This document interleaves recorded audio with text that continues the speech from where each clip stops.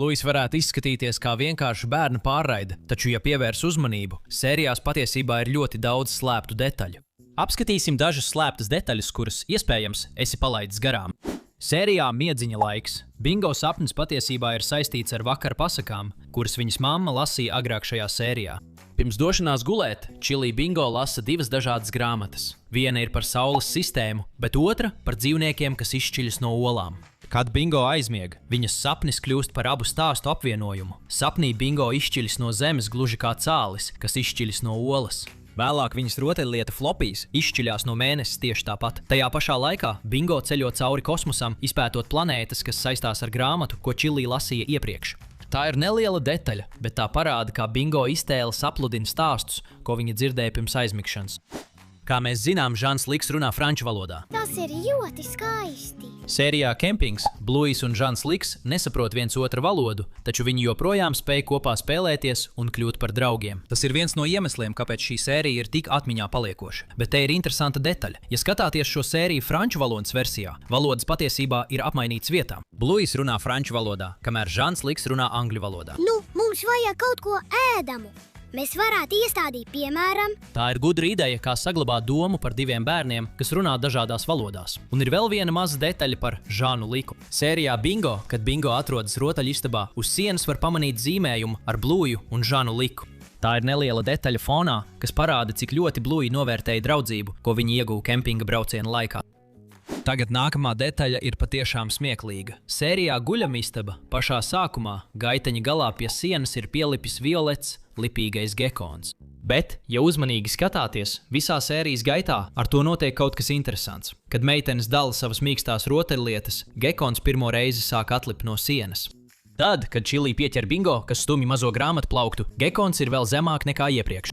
Un līdz sērijas beigām, kad viņi pamet Bluejas jauno istabu, gekons ir pilnībā nokritis no sienas un piezemējies uz auga gaiteņa galā. Tas ir mazs fona sīkums, kas lēnām mainās visas sērijas laikā. Kā mēs jau zinām, šovu veidotājiem patīk savstarpēji sasaistīt vairākas sērijas. Un sērijā Armija, kad Rastijs un Džeks spēlē karavīrus, tajā pašā laikā norisinās vēl viena sērija, kuru jūs iespējams palaidāt garām. Tieši tajā brīdī, kad Džeks tiek iepazīstināts ar Kalipso, ja paskatāmies fonā, mēs varam redzēt Blueju un Kloju, un viņi spēlē to pašu spēli, ko spēlēja sērijā Piedzīvojums. Tātad, iespējams, abas šīs sērijas notika vienā un tajā pašā laika līnijā. Minisērijā blakus ir kāda maza detaļa, ko iespējams neviens nepamanīja. Kad Honija un Blueja brokasto, viņas abas paņem pārslas, bet ja paskatāmies uz Bluejas pārslu kastīti, tā izceļas visvairāk. Ja esi no Amerikas, tad tu varbūt zini, ka šādas pārslas patiešām pastāv arī reālajā dzīvē. Tās sauc par Fruit Loops, un izskatās, ka Bluejai šīs pārslas ļoti garšo, bet Bandits negrib, lai viņi tās ēd. Mēs viņu nevainojam, jo šajās pārslās ir ļoti daudz cukura. Kā mēs zinām, pirms Kornēlijs satika terjeru mammu, viņš mēdza iet uz randiņiem ar vairākām meitenēm. Un viena no šīm meitenēm bija tā, kuru mēs pirmo reizi redzējām sērijā Klusā spēle.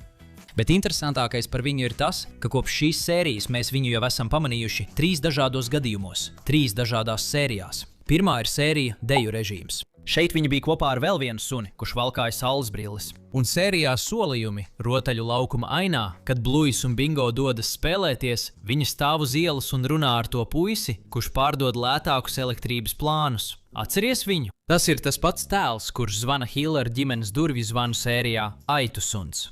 Un visbeidzot, sērijā Cirks, kad visi tēli dodas uz vēlēšanu iecirkni balsot par savus kopienas līderiem, mēs atkal varam viņu redzēt sarunājoties ar kolēģi Stūrī. Izskatās, ka viņa aģitē par kandidātu zilajā krāsā. Blueja sākuma dienās gandrīz visi Blueja fani domāja, ka Blueja ir zēns, bet vēlāk mēs sapratām, ka viņa patiesībā ir meitene. Bet vai tu zināji, ka ir patiešām viegls veids, kā atšķirt vīriešu un sieviešu tēlus Blueja? Pirmais veids ir tas, ka gandrīz visiem vīriešu tēliem, izņemot dažus, ir nedaudz platāks ķermenis nekā sieviešu tēliem. Piemēram, paskatīsimies uz Čilī un Banditu. Mēs varam pamanīt, ka Banditam ir daudz platāks ķermenis salīdzinājumā ar Čilī. Vēl viens veids, kā mēs varam atšķirt zēnus no meitenēm, ir tas, kā tēli sēž. Piemēram, sieviešu tēli šovā vienmēr sēž ar kājām tuvāk kopā, kamēr vīriešu suņi vienmēr sēž ar kājām nedaudz izplastām.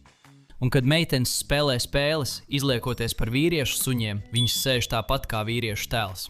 Kad Bingo pārģērbis par vīrieti ar ūsām, viņa sēž pavisam citādi, nekā mēs esam pieraduši viņu redzēt, norādot, ka viņa atdarina vīrieti. Interesanta detaļa, vai ne? Sērijā TV veikals mēs redzam, kā Kornēlijs paņem Vintonu no skolas. Un uz Kornēlija automašīnas aizmugurējā stikla mēs pamanām kaut kādu zīmējumu, bet tas nav skaidri redzams. Bet vēlāk šajā sērijā mēs atkal redzam viņa automašīnu, kas novietota pie aptiekas, un zīmējumu var redzēt labāk. Un zīmējumā mēs varam pamanīt, ka tur ir bērns, pieaudzis vīrietis, un vietā, kur vajadzētu būt vēl vienam tēlam, izskatās, ka kāds ir mēģinājis to izdzēst. Šī detaļa būtībā norāda, ka Vintona vecāki bija šķīrušies. Un vai tu zināji, ka Kornēlijs pirmo reizi satika Terjeru mammu tieši šajā pašā sērijā? Viss par Blueju ir labi zināms, tik ļoti, ka pat viņu dārza rūķiem ir savi fanu klubi. Un starp šiem rūķiem Džeremijs droši vien ir fanu iecienītākais. Un ja tu uzmanīgi skatījies sēriju Zīme, tad atceries, ka mūsu dārgais, mīļais un daudz cietušais Džeremijs dabūs pērienu no Friskijas, kad viņi strīdās ar Redliju pa telefonu. Un kad viņi iesper nabaga rūķim, mēs varam pamanīt nelielu plaisu viņa galvā.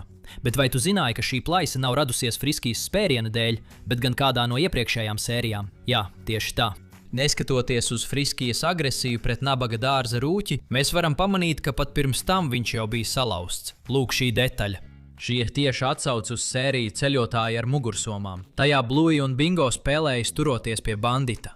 Bet to darot, mēs redzam, kā nabaga Džeremijs nokrīt zemē, un viena no viņa detaļām vienkārši aizlido, pierādot, ka viņa keramikas cepura tieši tajā brīdī salūza. Tātad Čilī noteikti vēlāk viņš salīmēja atpakaļ kopā, bet plaisas varēja redzēt pat pēc remonta. Tagad parunāsim par dažām slēptām detaļām sērijā Pārsteigums. Sērijā, kad pie Čili un bandita ciemojas pieaugusī Blueja, mēs varam pamanīt daudzas fotorāmīšus mājas iekšpusē, un vienā no rāmīšiem mēs varam redzēt Bingo.